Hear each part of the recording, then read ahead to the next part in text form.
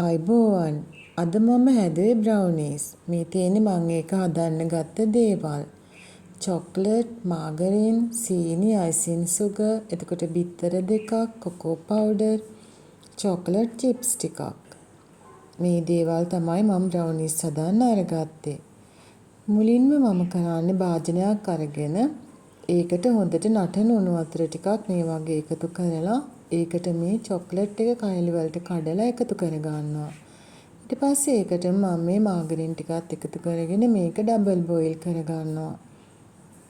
ටිකක් වෙලා යනකොට මේ විදිහට ඒක දිය වෙනවා. ඊට පස්සේ භාජනයක් අරන් ඒකට මේ වගේ බිත්තර දෙක එකින් එක එකතු කරනවා. ඊළඟට රතු සීනි කෝප්පයක්. සුදු සීනි වුණත් ඔයාලට එකතු කර ගන්න පුළුවන්. දැන් මේක බීට් කර ගන්නවා. ගොඩක් වෙලා බීට් කරන්න අවශ්‍ය නැහැ. මේ වගේ ටිකක් වෙලා බීට් කරාම ඇති. මම වැනිලා ටිකකුත් මේ වෙලාවේදී එකතු කරගත්තා. මේ තියෙන්නේ අර හදාගත්ත චොකලට් එක. ඒකට මම මේ කොකෝ පවුඩර් ටිකක් දී කරලා එකතු කරගන්නවා. මට ඒක ඔයාලට වීඩියෝ කරගන්න බැරි වුණා. දැන් මේක මම මේ විදිහට කේක් ට්‍රේ එකට දාලා ඊට උඩින් මේ විදිහට චොකලට් චිප්ස් ටිකක් එකතු කරනවා.